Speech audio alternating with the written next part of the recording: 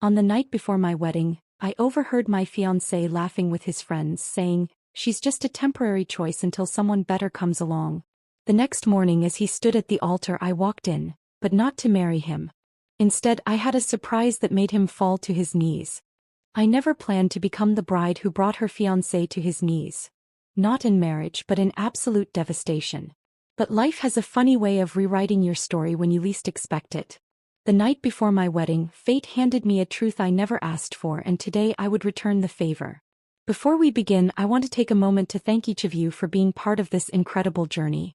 If you're enjoying these stories of empowerment, consider subscribing. It's completely free and helps us build this amazing community. Let's dive in. Harrison Montgomery and I had been together for 3 years. He was everything I thought I wanted: successful, charming, and from a well-respected family. His mother, Diana, had become like my own, filling the void left by my parents' passing.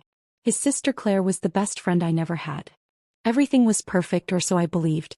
The bachelor party was at the Grand Hotel, just down the street from our penthouse. I hadn't planned to go there that night, but I'd forgotten to give Harrison his grandfather's cufflinks, a special request from Diana for the ceremony. The hotel staff knew me well. Harrison and I had hosted numerous charity events there. They directed me to the private lounge without question. That's when I heard it. Harrison's distinctive laugh, followed by words that would shatter my world. "Come on, man, you can't be serious about settling down with Sophia." His best friend Blake's voice carried through the partially open door. "Why not? She's perfect on paper," Harrison replied, his words slightly slurred. "Her trust fund will help expand Montgomery Enterprises, and her connections are invaluable. Besides, she's completely devoted to me." Laughter erupted, but it was his next words that turned my blood to ice. "She's just temporary anyway. Until someone better comes along. Someone more suitable for the long term." I stood there, clutching the velvet box containing the cufflinks as my entire world crumbled.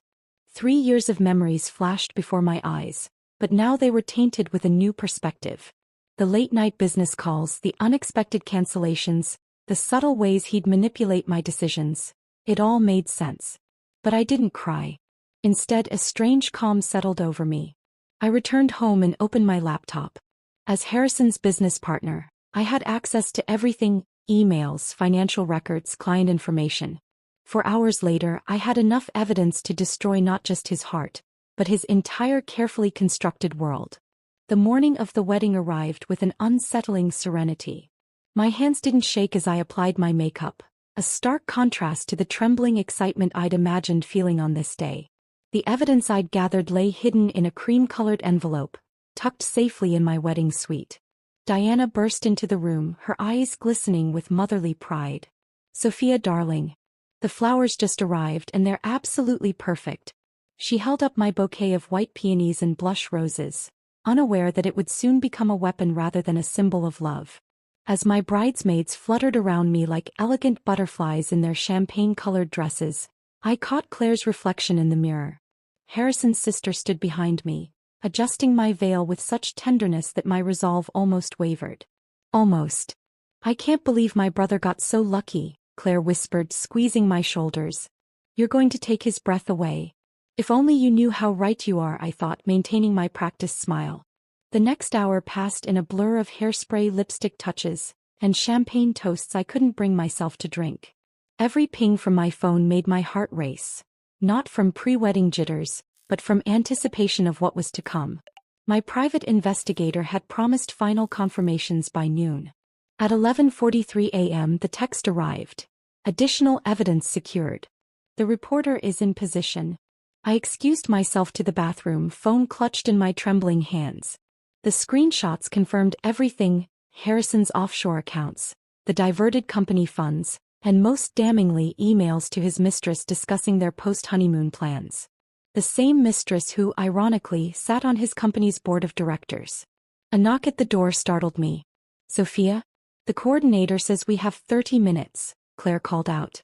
"Just finishing up," I responded, my voice steady despite the storm raging inside me. I took one last look at myself in the bathroom mirror. The woman staring back wasn't the same person who'd spent yesterday morning writing her vows with tears of joy. This woman wore her wedding dress like armor, her red lipstick like war paint. When I emerged, Diana pulled me aside. "I want you to have this," she said, fastening a delicate pearl necklace around my neck. "It's been in the Montgomery family for generations. Harrison's grandmother wore it on her wedding day. The pearls felt like ice against my skin. Another family heirloom that would become part of this day's collateral damage." "Thank you, Diana," I whispered, hugging her tightly.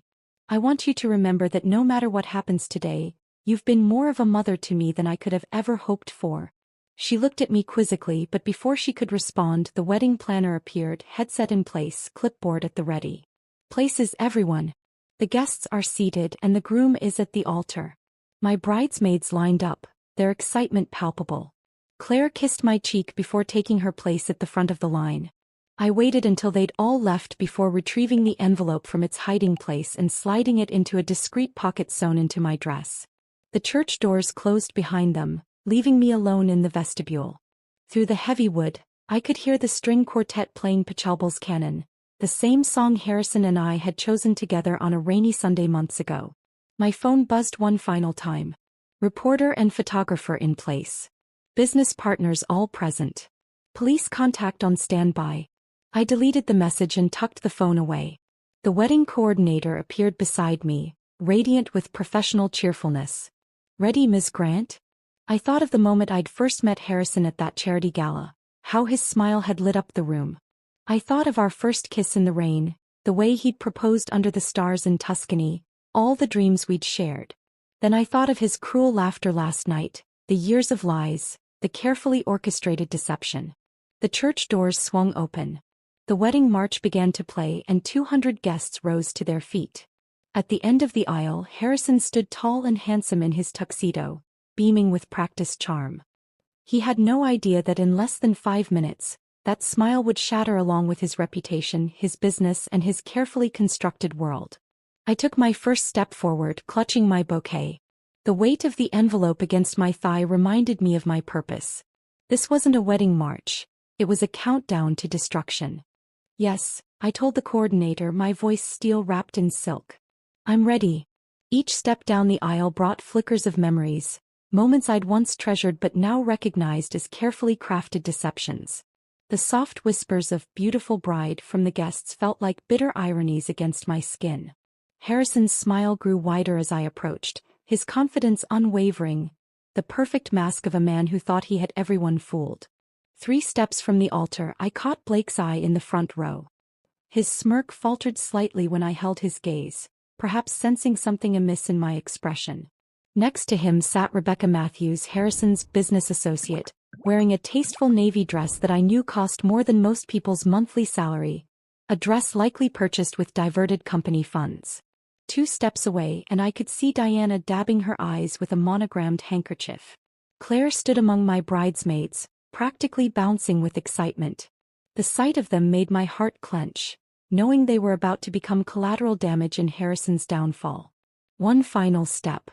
"You look stunning," Harrison whispered, reaching for my hand. I stepped back just slightly. Just enough. The priest opened his mouth to begin, but I turned to face our audience instead. The envelope felt heavy against my thigh as I reached for it, the sound of the seal breaking echoing in the sudden silence. "Before we begin," my voice carried clearly through the church, "I'd like to share some readings. Not from the Bible, but from Harrison's private emails to Rebecca Matthews, dated throughout our engagement." The color drained from Harrison's face as I pulled out the first document. Rebecca shifted uncomfortably in her seat, while confused murmurs rippled through the congregation. "My dearest Rebecca," I read, my voice steady. "Once the wedding secures the merger and Sophia's trust fund is accessible, we can proceed with our original plan. She suspects nothing." The murmurs grew louder. Harrison stepped toward me, but I moved away, pulling out more papers. "But wait, there's more," I continued, my smile sharp as glass. "Would anyone like to hear about the offshore accounts? Or perhaps the creative accounting at Montgomery Enterprises? I have copies for everyone, including the SEC representatives who should be arriving right about." The church doors opened with perfect timing, revealing 2 suited agents. "Now."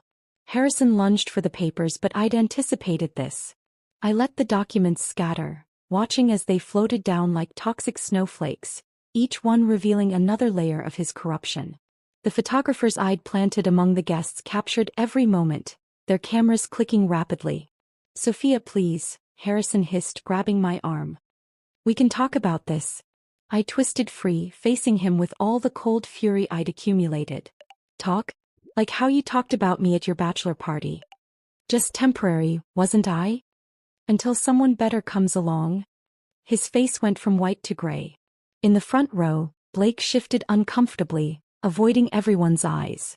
"I trusted you," I continued, my voice carrying through the now silent church. "I loved you.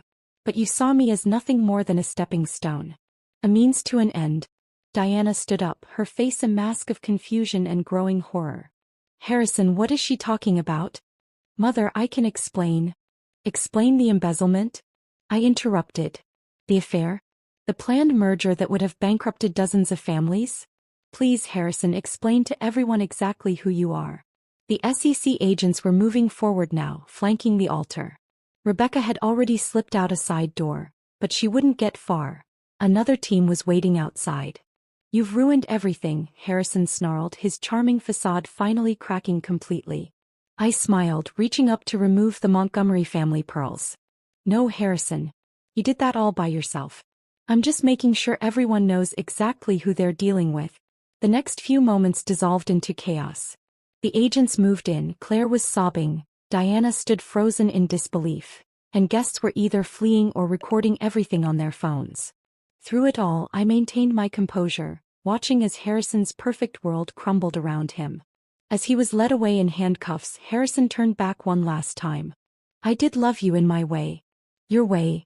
I stepped close, keeping my voice low. "Your way was never good enough. Consider this my wedding gift. The truth finally about the man you really are."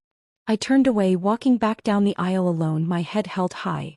Behind me, I could hear Diana's muffled sobs, the continued click of cameras, and the growing buzz of shocked conversations. But ahead of me lay freedom, justice, and the satisfaction of knowing that sometimes, karma needs a little help arriving on schedule. The spring sunlight hit my face as I pushed open the church doors. A crowd of reporters waited outside. My final touch to ensure Harrison's downfall would be complete and public. As their questions rained down around me, I smiled, knowing that while this wasn't the fairy tale ending I'd once dreamed of, it was something better. It was justice. The following weeks unfolded like scenes from a movie I never thought I'd star in. Headlines screamed, "Montgomery heir's empire crumbles," and "Jilted bride exposes corporate corruption." My phone buzzed constantly with messages from well-wishers and journalists, all eager to hear more about the bride who brought down one of the city's most prominent families. I sat in my new apartment, overlooking Central Park, a place I'd chosen specifically because Harrison had always dismissed it as new money territory. The irony wasn't lost on me.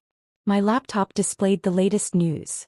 Harrison and Rebecca had been indicted on multiple charges of fraud and embezzlement. The evidence I'd gathered had opened a Pandora's box of corporate misconduct. Claire called daily, her voice always wavering between anger and desperation. "Why didn't you tell me?" she'd ask. I could have helped, but we both knew she couldn't have. Her blind spot for her brother had always been her greatest weakness. Diana's reaction surprised me most. 3 days after the wedding that wasn't, she appeared at my door, carrying a familiar velvet box. "The pearls," she said, holding them out.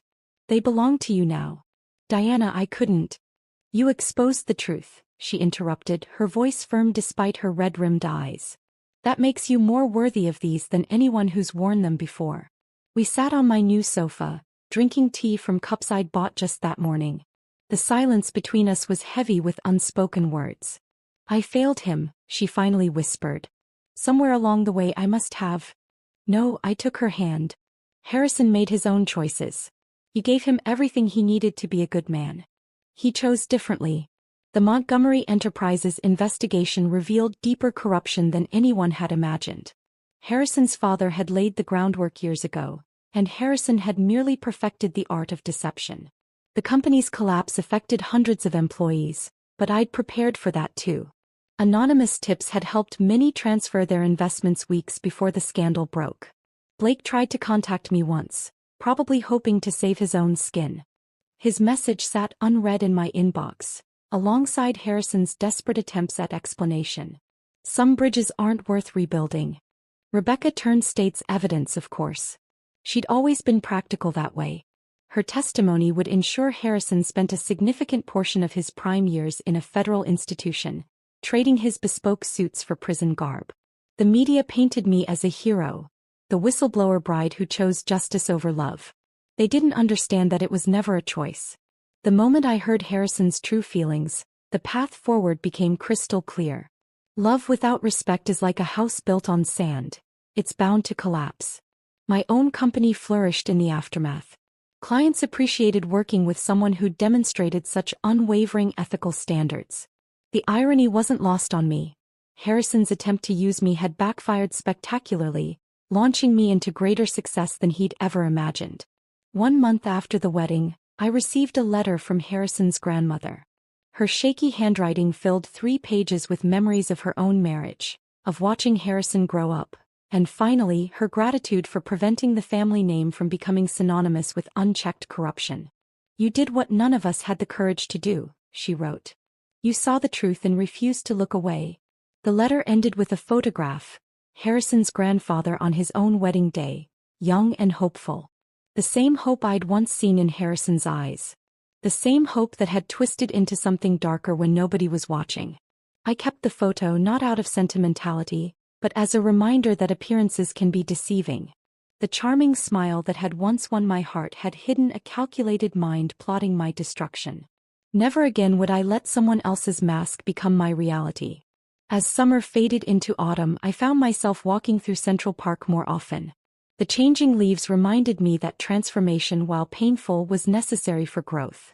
Each step forward took me further from the woman who'd nearly married a lie, and closer to someone stronger, wiser, and unafraid of standing alone. Diana joined me for these walks sometimes. We never spoke of Harrison directly, but his absence hung between us like an invisible thread, connecting 2 women who'd loved and lost the same person in different ways.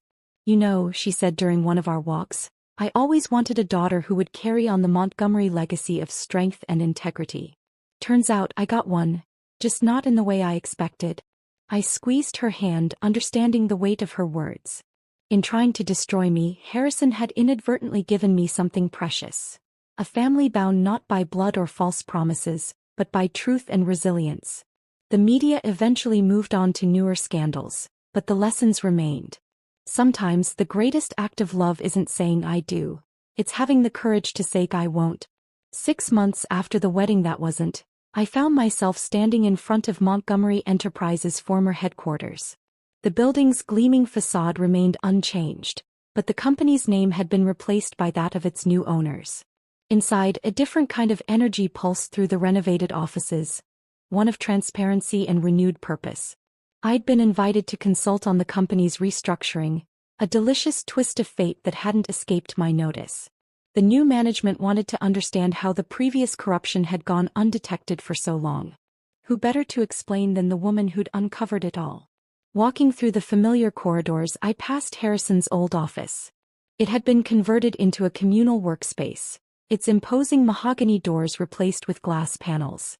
Sunlight streamed in where shadows once lurked, a fitting metaphor for the company's transformation. Claire had taken over a small division of the company, determined to rebuild her family's legacy the right way. We'd slowly repaired our friendship, stronger now for having been tested. She'd inherited her mother's strength but channeled it into creating positive change. "The quarterly reports show remarkable recovery," she announced during a board meeting, her voice steady and confident. "We've retained 80% of our original workforce and implemented all recommended transparency measures." I watched her with pride, remembering the tearful conversation we'd had 3 months ago when she discovered even more of Harrison's deceptions. Instead of breaking her, each revelation had only strengthened her resolve to make things right. The media had dubbed it the Montgomery Redemption, a story of corporate resurrection led by the women Harrison had underestimated. Diana had emerged from her initial shock to become a fierce advocate for corporate accountability, using her social connections to promote ethical business practices. My own consulting firm had expanded rapidly, specializing in corporate fraud prevention. Companies sought our services, hoping to avoid becoming the next cautionary tale. Each client brought new challenges, but none quite matched the satisfaction of dismantling Harrison's carefully constructed house of cards. The investigation had uncovered connections to other prominent families, leading to a domino effect of exposures and resignations. Harrison's circle of privileged conspirators had crumbled, their influence evaporating in the harsh light of scrutiny. Rebecca's testimony had proven invaluable to the prosecution. She'd provided details of meetings in exotic locations, of documents destroyed and accounts hidden. Her cooperation had earned her a lighter sentence, but the stigma would follow her long after her release. Blake had tried to reinvent himself as a whistleblower, claiming he'd always had suspicions about Harrison's dealings. No one bought it. Last I heard, he'd moved to a small town in Montana, his dreams of social climbing buried under the weight of his complicity. Harrison's trial was set for spring. His legal team had attempted every delay tactic possible, but justice had a way of catching up. I'd been called to testify, a prospect that filled me with a strange mix of dread and anticipation. One evening as I was leaving the office, I received an unexpected call from Harrison's grandmother.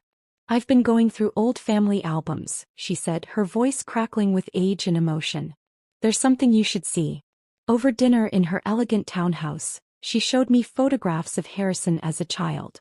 Images of a smiling boy who once had the potential for goodness, before ambition and greed twisted his path. "I watched him change," she confided, her fingers tracing the edges of a yellowed photograph. "Year by year, success by success, he became someone I didn't recognize. You saw it too, didn't you?" "Before anyone else did."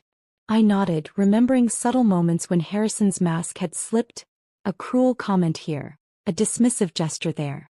Signs I'd chosen to ignore until that fateful night before our wedding. "The Montgomery name meant something once," she continued, closing the album. "Thanks to you, Claire and Diana, it might mean something worthwhile again." As I drove home that night, the city lights blurred into streams of gold and silver.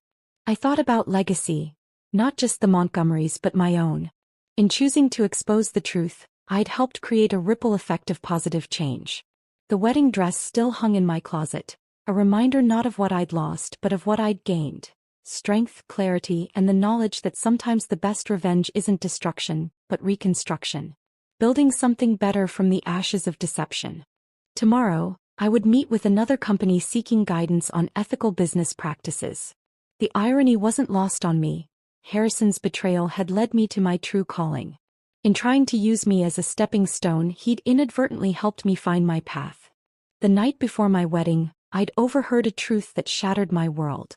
Now 6 months later, I'd helped build a new one, stronger, clearer, and far more authentic than the illusion I'd almost married into. Spring arrived with an unexpected weight. Harrison's trial loomed on the horizon.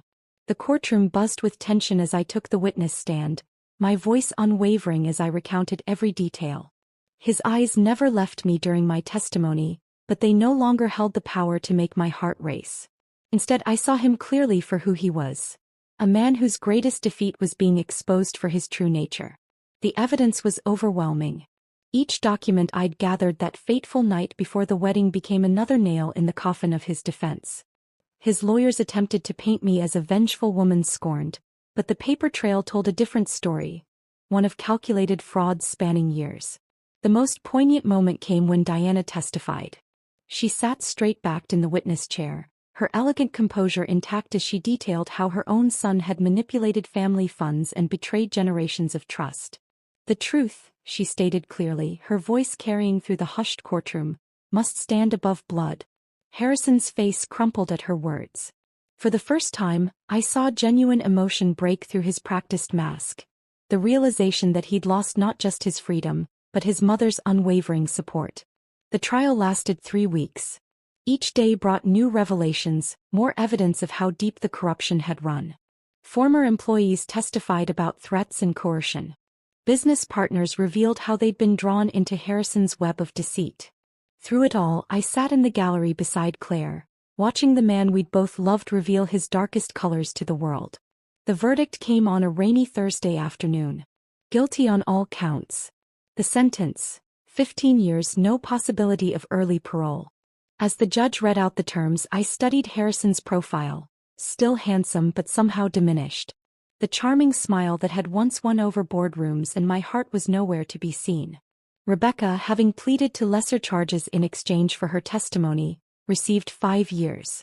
She avoided my gaze as she was led away, her designer outfit replaced by prison orange. Blake, charged as an accessory, accepted a plea deal that included community service and hefty fines. Outside the courthouse, reporters clamored for statements. Diana stepped forward, Claire and I flanking her sides. "The Montgomery family," she announced, her voice steady, "has always valued integrity above all else. Today's verdict, while painful, upholds that tradition. We thank the jury for their service and justice for prevailing." Later that evening we gathered at Diana's townhouse. Not to mourn but to close a chapter. Claire brought out a bottle of champagne, the same vintage we'd planned to serve at the wedding. "To truth," she toasted, her eyes meeting mine. "And to the sister I almost had, who turned out to be more family than my own brother." Diana reached for my hand as we sipped our champagne. "You know," she mused, "I've been thinking about what you said that day at the altar, about love and truth. You chose truth over love, but in doing so you showed the greatest love of all, love for justice, for what's right." The evening softened into night, our conversation turning from the past to the future. Claire spoke of her plans to rebrand the remaining legitimate Montgomery businesses. Diana shared her vision for a foundation supporting corporate ethics education. As I drove home that night, the city skyline glittered against the dark sky. The weight I'd carried since that night before my wedding finally began to lift. Harrison's sentencing wasn't just an ending.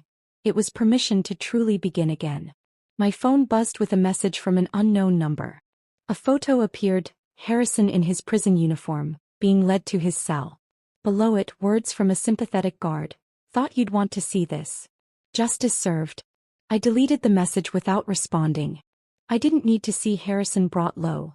I'd already seen him at his highest and found him wanting. My revenge wasn't in his imprisonment, but in the freedom I'd found by exposing the truth. The wedding dress that had hung in my closet like a ghost was finally packed away, donated to a charity that helped domestic abuse survivors rebuild their lives. The symbolism wasn't lost on me. What was meant to be a symbol of love and trust would now help other women write their own stories of redemption. As I fell asleep that night, I thought about the girl who'd once dreamed of becoming Mrs. Montgomery. She'd been naive, perhaps, but her belief in justice had been her saving grace. Harrison had seen her trust as weakness, never realizing it would be his undoing. The truth had cost me a wedding, but it had given me something far more valuable. The knowledge that sometimes the greatest love story isn't about finding the right partner, but about finding the strength to stand alone for what's right. 1 year after Harrison's sentencing, I found myself back at the Grand Hotel. Not as a bride-to-be, but as the keynote speaker for a corporate ethics conference. The irony of speaking in the same building where I'd overheard Harrison's true nature wasn't lost on me. The ballroom was packed with executives, all eager to hear from the woman who'd exposed one of the biggest corporate scandals of the decade. As I stepped onto the stage, my heels clicking against the polished wood, I caught my reflection in the glass panels, confident, poised, and completely transformed from the woman I'd been a year ago. "Good morning," I began, surveying the crowd. "You're here today because you want to learn how to prevent fraud and corruption in your organizations. But what you really need to learn is how to see the truth hiding behind perfect smiles and designer suits." In the front row, Diana and Claire sat proudly.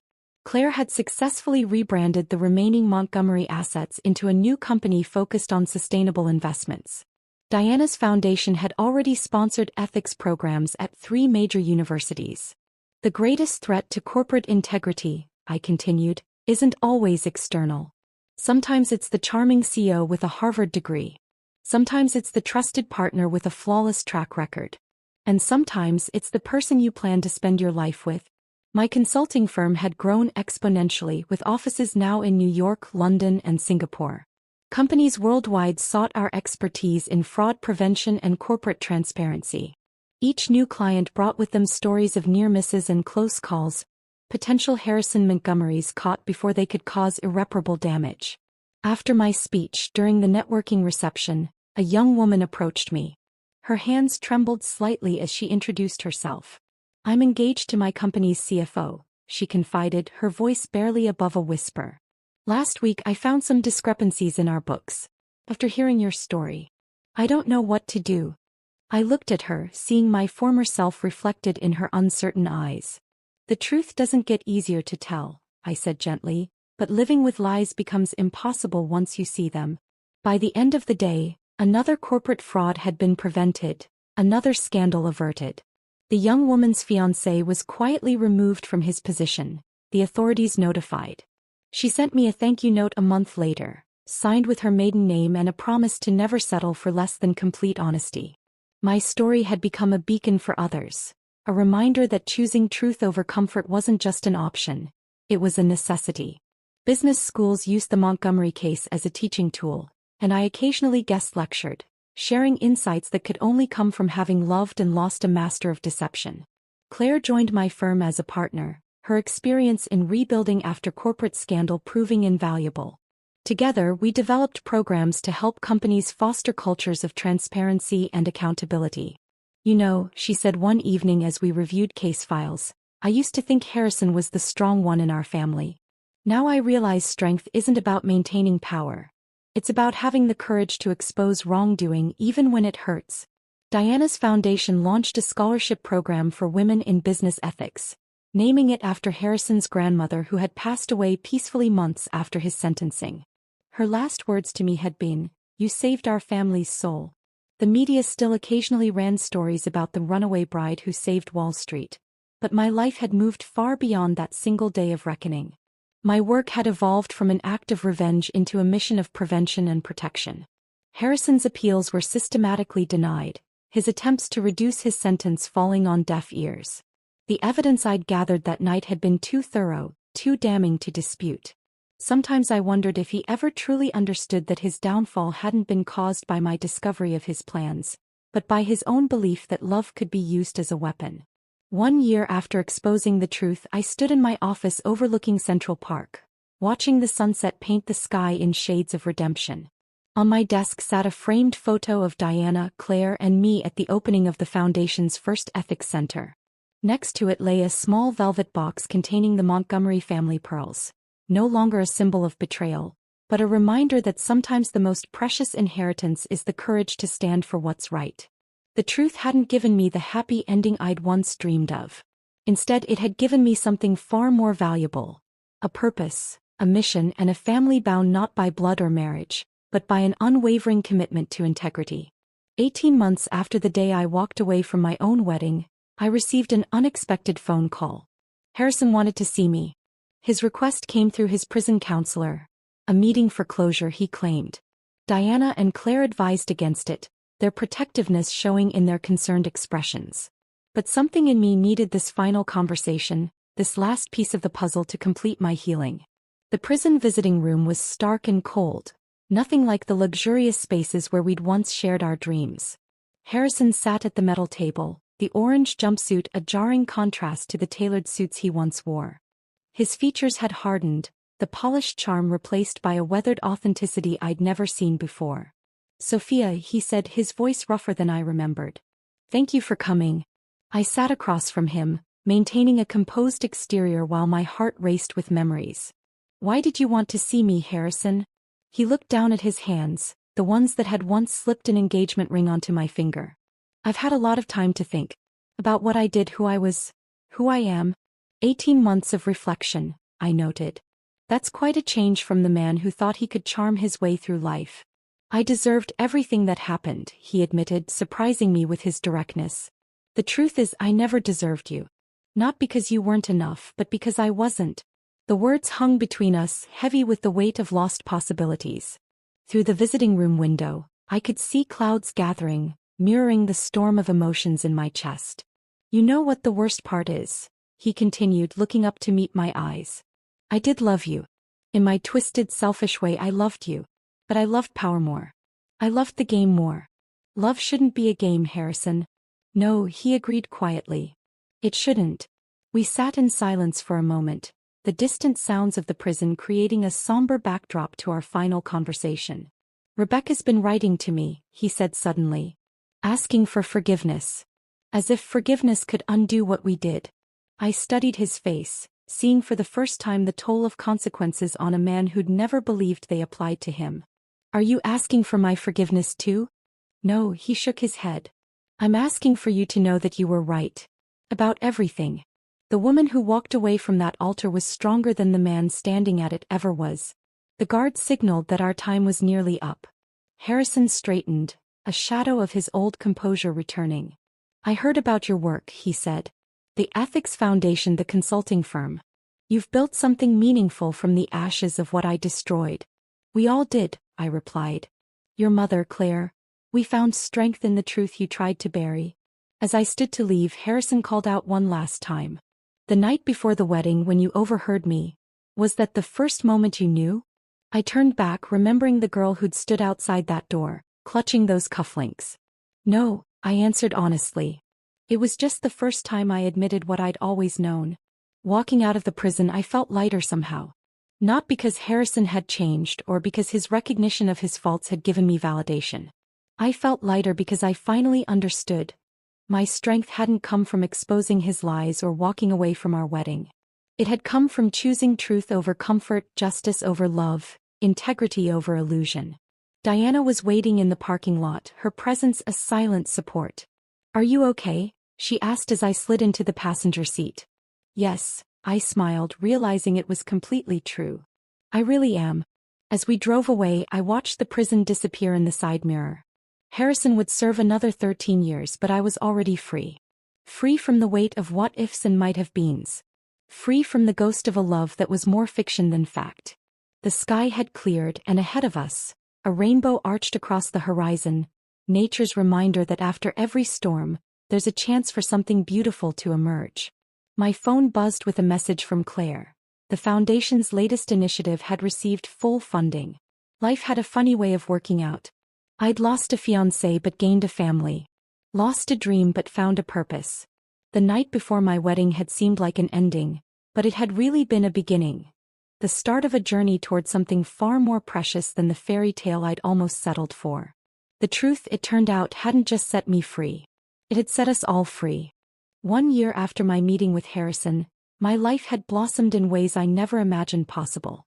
The Ethics Foundation had expanded globally, and our consulting firm had become the gold standard in corporate transparency.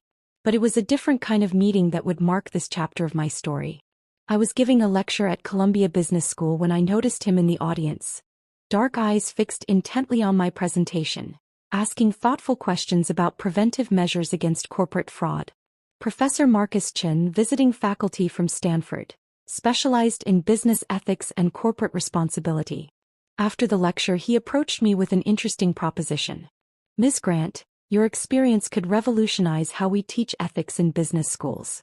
Would you consider collaborating on a comprehensive curriculum? There was something refreshingly genuine about him. No hidden agendas, no carefully crafted persona. Just authentic passion for creating positive change. Diana noticed it first, during a foundation board meeting where Marcus presented his ideas. He looks at you the way one should look at someone they admire, she remarked afterward. Not as a prize to be won, but as an equal to be respected. Our professional collaborations slowly evolved into coffee discussions that stretched into dinner conversations. Marcus never pushed, never rushed. He understood the weight of my past and respected the strength it had given me. Claire teased me mercilessly about the way my eyes lit up when discussing our curriculum project. You know, Sophia, it's okay to be happy again. To trust again. But trust wasn't something I gave easily anymore. One evening, over dinner at a quiet restaurant in Greenwich Village, I told Marcus everything. Not just the headlines he'd read, but the raw truth of loving someone who saw you as nothing more than a means to an end. His response was simple but profound. Thank you for trusting me with your story. It couldn't have been easy to share. Months passed and our curriculum project flourished. Business schools across the country began adopting our ethics program. Marcus and I spent countless hours refining case studies, including the Montgomery scandal, now taught as a landmark example of corporate fraud detection. One rainy evening, as we walked through Central Park after a successful presentation, Marcus stopped under the shelter of a massive oak tree. You know what amazes me about you, Sophia? He said, raindrops glistening in his hair. Not just your strength in exposing the truth, but your courage to remain open to possibility, even after everything. I looked at him, really looked at him, and saw what Diana had noticed months ago. Here was a man who had built his career on teaching ethics not because it was profitable, but because he believed in it. Someone who saw my past not as baggage but as wisdom earned. The truth is, he continued, I've fallen in love with you. Not the headline version of you but the real you, brilliant, compassionate and unafraid to stand for what's right.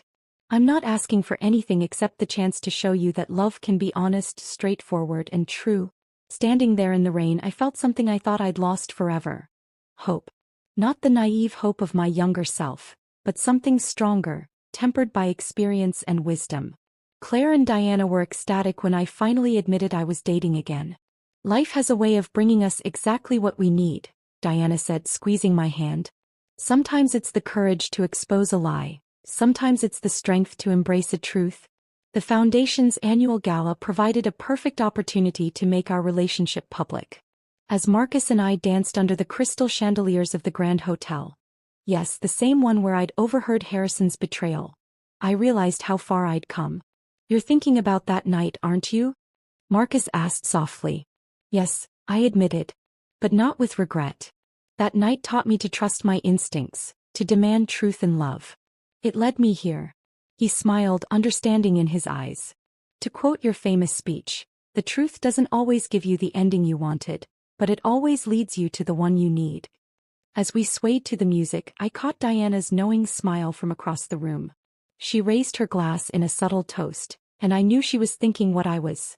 Sometimes the best revenge isn't in destroying what hurt you, but in building something beautiful from the lessons it taught you.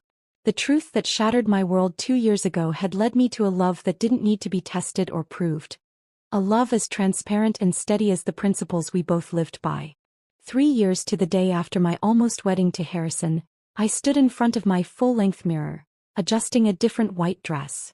This one was simpler, more elegant. A reflection of the woman I'd become.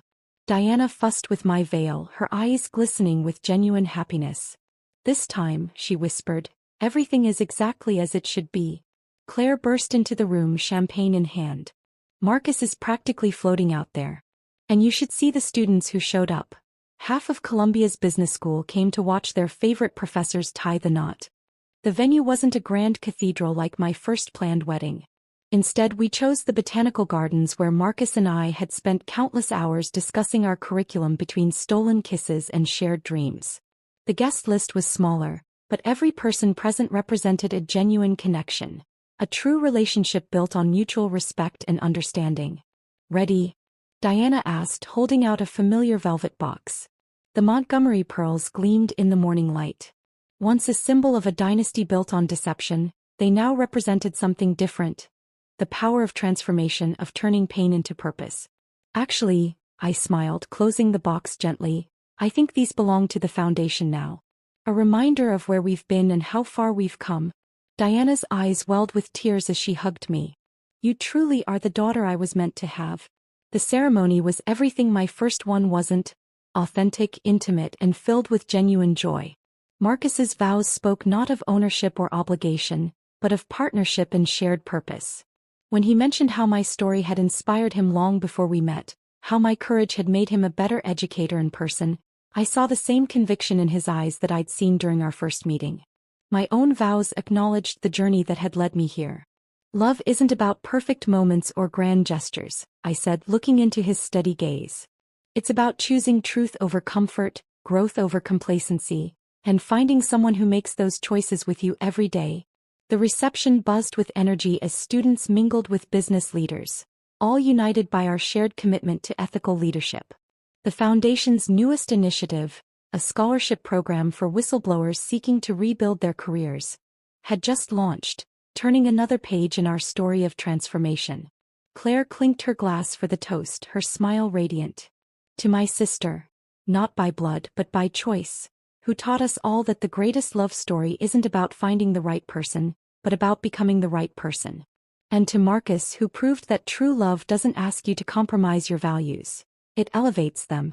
Later, as Marcus and I swayed to our first dance, he whispered, "Do you ever think about how different life would have been if you hadn't overheard Harrison that night?" I looked around the room at the family I'd found, the purpose I'd discovered, and the man who loved me not despite my past but because of how it had shaped me. That night didn't change my destiny, I replied. It revealed it.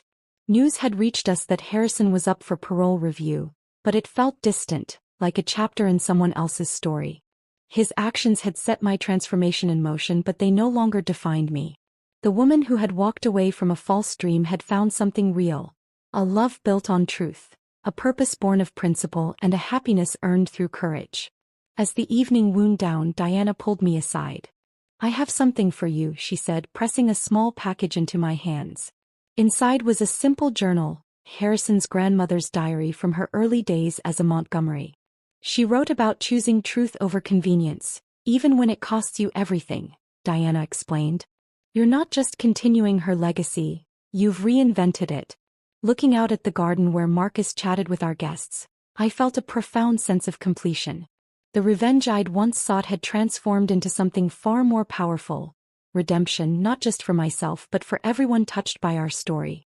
The truth that had once shattered my world had ultimately made it whole again, piece by piece, moment by moment, choice by choice. And as Marcus caught my eye and smiled, that honest, unguarded smile that had first begun to heal my heart, I knew that sometimes the best endings aren't the ones we plan, but the ones we earn by being brave enough to embrace the truth, no matter where it leads. The night before my first wedding had taught me what love wasn't. Every day since had taught me what it truly is: a choice, a commitment, and above all, an unwavering dedication to truth, both beautiful and brutal. In the end, that was the greatest revenge of all. Not just surviving betrayal, but learning to love again, more wisely, more deeply, and more authentically than ever before.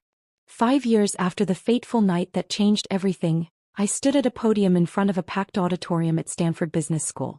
The faces before me represented the next generation of business leaders, eager to learn from what had become known as the Montgomery case study.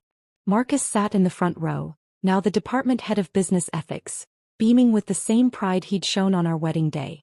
2 rows behind him sat Diana and Claire, who never missed these annual lectures. But this year was different.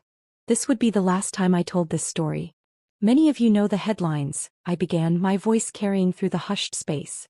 "The jilted bride who exposed a corporate scandal. The woman who walked away from a Montgomery. But today I want to tell you about something more important than revenge or justice. I want to tell you about transformation." A student raised her hand. "Miss Chin, what made you finally decide to stop giving these lectures?" I smiled, resting my hand instinctively on my slightly rounded belly. "Our first child, still our secret. Because some stories need to end so new ones can begin." After the lecture, Claire joined me in my office, perching on the edge of my desk like she used to do in our consulting days. "Harrison's up for parole next month," she said quietly. "He's asked if we would speak on his behalf." The news didn't shock me like it might have once. Time had a way of softening even the sharpest edges of betrayal. "Will you?" I asked. "I might," she admitted. "He's different now. The letters he writes, they're not from the brother I knew. They're from the brother I wished I'd had." Diana had visited him regularly over the years, watching her son slowly shed the layers of deception that had defined him. She'd shared with me his gradual transformation, how he'd started counseling other inmates, helping them understand the ripple effects of white-collar crime on families and communities. The foundation had evolved too. What started as a response to corporate fraud had grown into a global movement for business ethics. The Montgomery pearls, now displayed in our headquarters lobby, had become a symbol of transformation, a reminder that even the darkest truths could lead to light. Marcus found me later that evening in our home office, surrounded by case studies and student papers. "You're thinking about Harrison's parole, aren't you?" I nodded, leaning into his embrace. "I'm thinking about how far we've all come. How that night before my wedding wasn't an ending at all. It was a beginning. For all of us." The next morning I made a decision. I wrote a letter to the parole board, not to condemn or support, but to acknowledge change. "The man I was going to marry chose deception over truth," I wrote. "The man you're considering for parole has chosen to face that truth. In the end, that's all any of us can do, choose truth again and again, no matter the cost." The Foundation's annual gala fell on the eve of Harrison's parole hearing. As I stood addressing the crowd, I saw faces that told the story of the past 5 years. Students who'd become ethical business leaders, whistleblowers who'd found new purpose, families who'd rebuilt from the ashes of corporate fraud. 5 years ago I thought revenge was about destroying something, I concluded. Now I know it's about building something better. The greatest revenge isn't in watching someone fall. It's in helping others rise. Later that night, Marcus and I walked through our favorite spot in the botanical gardens. The same place where we'd exchanged vows, where we'd first discussed the ethics curriculum, where we'd now tell our families about the new life growing inside me. You know what I love most about our story? Marcus said, his hand entwined with mine. It's that it was never really about revenge at all. It was about truth finding its way to the surface, like a flower breaking through concrete. I thought about the journey, from the bride who'd overheard a devastating truth to the woman who'd made that truth her strength. From seeking revenge to finding purpose. From a shattered dream to a life more meaningful than I could have imagined. The night before my wedding to Harrison had seemed like the end of my story. Instead, it had been the first line of a much better one. A story about choosing truth over comfort, growth over vengeance, and love that didn't need to be proven because it proved itself every day. As Marcus and I walked home under the stars, I touched my belly gently, thinking of the new chapter we were about to begin. Sometimes the best revenge isn't in the ending of one story, but in the beginning of a better one. Full circle brought the most unexpected closure when, exactly 6 years after that fateful night at the Grand Hotel, I received an invitation that made my hands tremble. Harrison had been released on parole, and Diana was hosting a small family dinner. The reason for the gathering stopped my heart for a moment. Harrison wanted to make amends formally and properly to everyone he had hurt. Marcus squeezed my hand as we pulled up to Diana's townhouse. Our daughter Grace slept peacefully in her car seat, unaware of the weight this evening carried. At 8 months old, she embodied everything pure and honest that my life had become. Claire met us at the door, her eyes showing a mix of anxiety and hope. "He's different," she whispered as she hugged me. "Really different." Harrison stood as we entered the dining room. Prison had aged him, stripped away the polished veneer he'd once worn like armor. His designer suits were replaced by simple, modest clothing. But it was his eyes that showed the most change, clear, direct, without the calculating gleam I remembered. "Sophia," he said softly, then corrected himself, "Mrs. Chen. Thank you for coming." Diana had arranged the seating thoughtfully, Marcus and I on one side, Harrison on the other, with Claire and herself as buffers. Grace's portable bassinet sat beside me, and Harrison's gaze kept drifting to her with something like wonder. "She's beautiful," he said during the soup course. "She has your determination in her eyes." The conversation moved carefully, like dancers avoiding invisible obstacles. Harrison spoke about his work in prison, counseling other white-collar criminals, helping them understand the true cost of their actions. He'd started a program that connected imprisoned fraudsters with their victims' families, fostering understanding and real remorse. "The Foundation's work reached us even inside," he explained. "Your ethics curriculum became part of our rehabilitation program. I taught it to other inmates, never telling them that the case study was my own story." Over dessert, Harrison cleared his throat. "I've prepared something if you'll allow me to read it." From his pocket he withdrew a worn piece of paper. "Dear Sophia," he began, his voice steady but humble.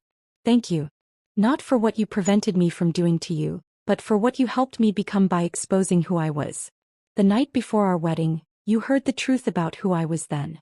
Tonight, I want you to hear the truth about who I am now." Grace chose that moment to wake, her small cry cutting through the emotional tension. Without thinking, I lifted her and she settled against my shoulder, watching the gathering with curious eyes. "The Montgomery name once stood for power at any price," Harrison continued, looking at my daughter. "Thanks to you, Claire, and Mother, it now stands for integrity. The greatest gift you gave wasn't just stopping me. It was showing me a better way to live." Diana wiped tears from her eyes as Harrison spoke about his plans, working with the Foundation's rehabilitation program, using his experience to prevent others from following his old path.